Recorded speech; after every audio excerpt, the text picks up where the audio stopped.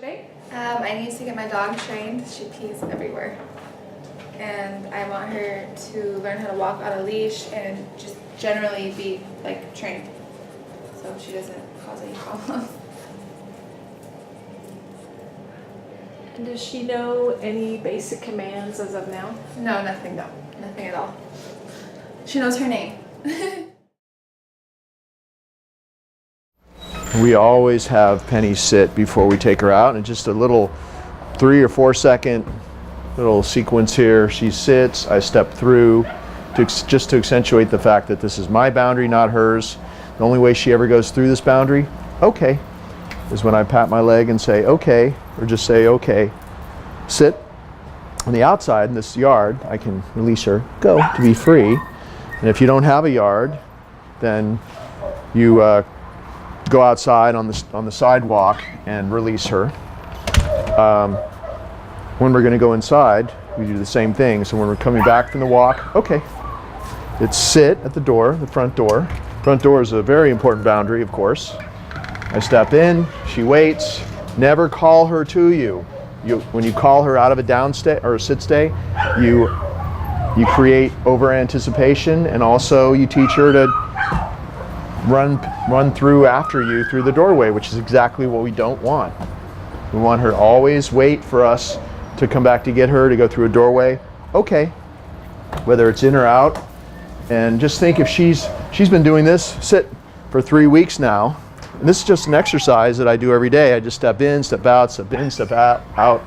But if this door is ever open and she somehow is loose, the door comes open and you don't know that it is open, and because she never runs through here anymore, there's a good chance she's going to be waiting for you until she goes through there, and she's not going to just go running out the door, because of how we do this every day, and also because you'll continue doing this. Okay, it's great for her powers of concentration as well, especially since when we first got her, there's an open door, she was going to run through it. Most dogs are that way. Whoops, look out. So always do this doorway exercise, and you can just walk around your house and just do it at every doorway inside your house too. Just bedroom doors, hallway doors, sit, step through, come back, okay, walk with you. Make sure she's not pulling you. You saw how I kept her. I just did a little tap to keep her from pulling through if she wants to pull through. And now we'll move on with our walk. Sit. This is, in a lot of ways, a more difficult boundary, because this is the gate to the outside world, to the street. And there are always distractions out here. And when we first got her, she'd want to run out of this gate. Okay. Now we have her sit. She waits. I step out. I step back. If you're by yourself, of course, you have to do a little left circle like that to go back and close the gate. Always turn into her if you're walking her and you're walking her in training mode. Whenever you turn like this and use your body, the leash stays loose, she doesn't pull. It's just a great way to do it. If I'm going to turn right, okay, I'm going to turn right, and she never ends up not pulling. All I have to do is give her little taps. Always turn into her. See, just like this. She'll always stay next to you, and she'll never pull. Sit. Now we're going to cross the street and start our walk. I always have her sit, do a little sit stay. I want the walk to start in a very calm way, so that she doesn't get all excited and crazy and pull me around and bark at things, and okay, whatever she used to do. Sit. Having her sit in weighted curbs, I'll just do it again just because it's good practice for her. And treating these curbs as if they're boundaries, just like they are actually boundaries, just like a doorway or a gateway. It's really a good thing to do for her training. See how calm she's become? Okay, and then what I'll do is I'll cross the street in training mode, come on. And then when I get to the other side, I'll release her to be free, and then we can start our walk, and she can just have a lot of free time. Sit. Pat her chest, go. And now she's free, and she can just sniff and pee or do whatever she wants to do. And most of our walk is just her on free time, hanging out. Come on, sweetie, let's go. Just doing whatever she wants to do. And on the walk, what I really focus on is if she goes to sniff something that I don't want her to sniff on the ground, or something gross that she's going over to, or another dog maybe, if there's a dog coming or some distraction, I'm just going to call her and see if she sees this person here getting out of his car. Come! I'm going to call her back to me. Good. And, you know, get her away from that. Maybe step into her. But that's pretty much what I do on the walk. Sit. Go. Is just let her have a lot of free time, because the walk is supposed to be a relaxing little, little exercise, and no tight leash, so don't let her pull and don't choke up. Just let her have this loose leash, let her enjoy her walk, sniff and pee. But if you need to get her away from something, call her to come to you. Don't say leave it, don't say hey, get out of there, make funny noises. So much better just to engage her mind to do something else instead. When you say come, she knows that command really well now. It engages her mind to do something for you, and she'll automatically turn her back on whatever that is, come running back to you. She's got a great recall. Every time we practice it, every time you practice it, it gets even better.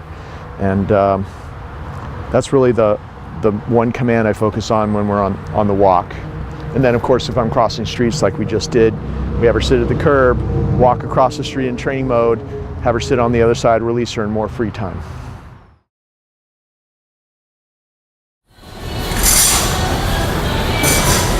Down.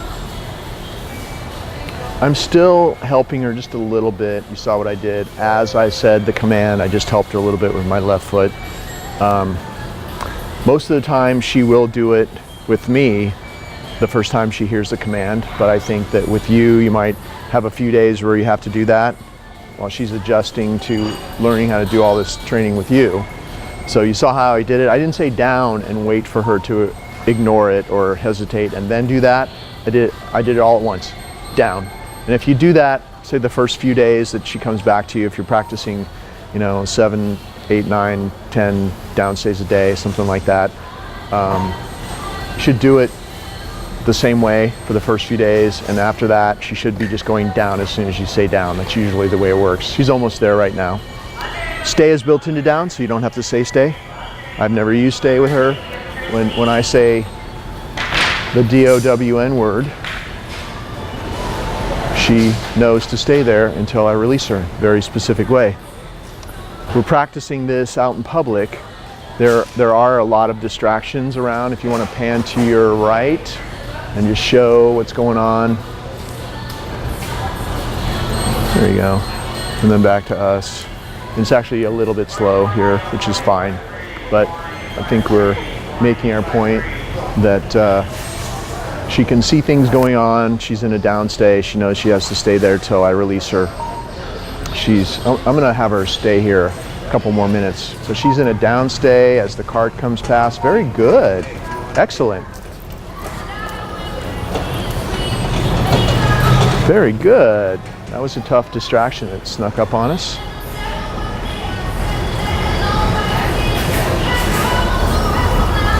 Good. See, when I reward her, when she's doing a successful downstay, I put it on the ground or the floor, and she takes it as I withdraw. So it's no. See how she's waiting? Good. She waits until I place it there and withdraw, and she takes it. If she tries to touch your hand or she's trying to grab it out of your hand, you need to pull back and say no. But see how good she's waiting right now? Good. Just make sure that she always waits for you, that she doesn't get all excited and start grabbing it. If she starts to touch your hand, pull back and say no a couple times. She'll know what that means, and she'll start to wait again.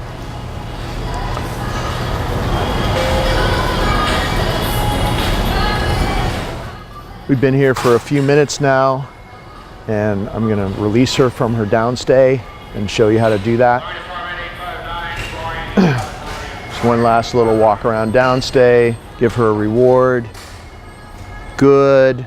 She's waiting for me to come back next to her. It's the only way she leaves a downstay is when you come back next to her. Never call her out of a downstay or a sit stay for that matter, because that causes over anticipation, and you want her staying in a stay no matter what happens until you come back to get her. That's the only thing that's safe in real life anyway. You're not going to take her to a dog show, so she doesn't need to stay in a downstay and come running to you from a downstay from 20 yards away. So The only way that she knows to get out of a downstay is when you come back, stand next to her. Okay, pat your leg, say okay, and then say sit. So you'll have a much calmer downstay. It's okay. It's okay. It's okay. Go ahead. You'll have a much calmer downstay if you release her up and then have her sit and release her from a calm sit stay. Go. Go. See how calm she is?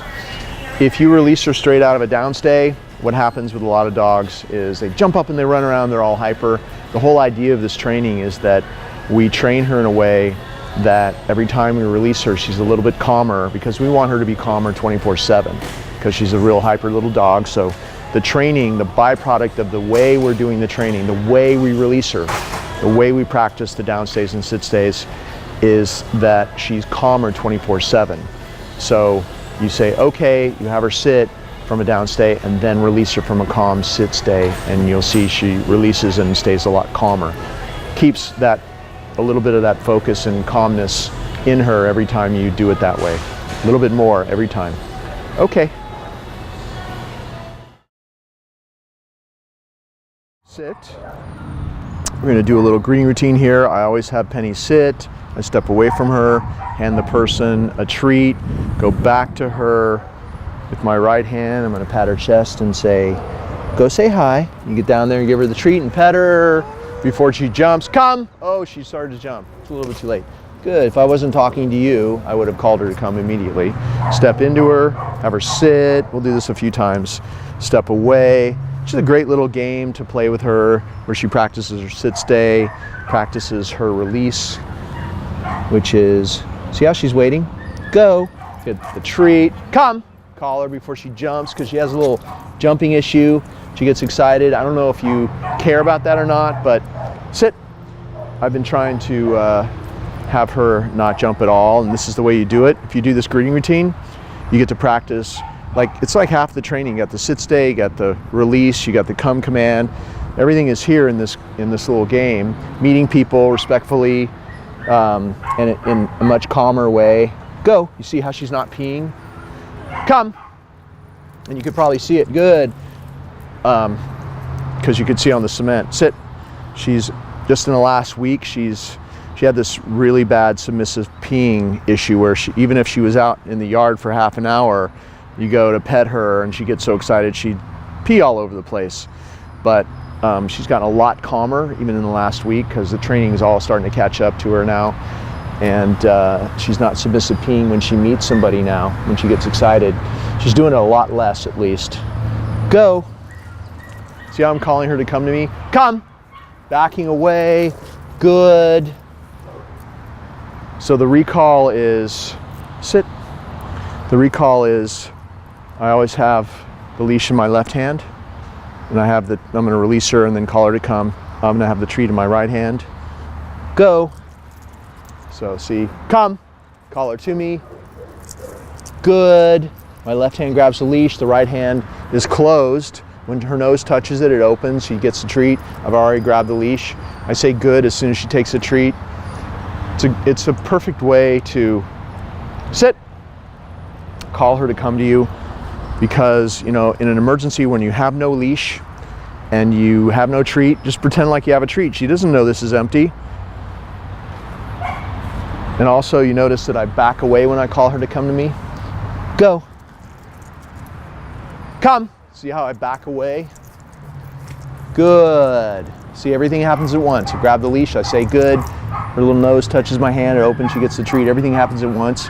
So when you say good and pet her and you don't have a treat, she's already starting to feel like, hey, that's really cool. I love that word. I don't know why, because I always gave her a treat when we said good. You want to keep using the treat for a while longer, but even now, if you don't have a treat, you don't have a leash, and all you have is just go. I'll show you right now. You just have empty hand. Come.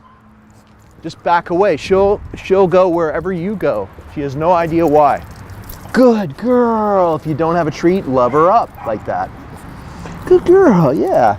See, I'm giving her a lot of attention. She's not submissive peeing anymore, which she was doing even just a week ago. So it's finally all the training's starting to pay off, and she's way calmer than she was before. But always practice that come command like this. And this greeting routine is great to do when somebody comes over to visit you. Do this greeting routine out in front of your place, like we're doing here. And it's a great exercise to do. Just do it for like 2 minutes. Do it with as many people as possible. And overall, she'll just get calmer and calmer if you keep practicing it this way, the way we're doing it on the video. Okay.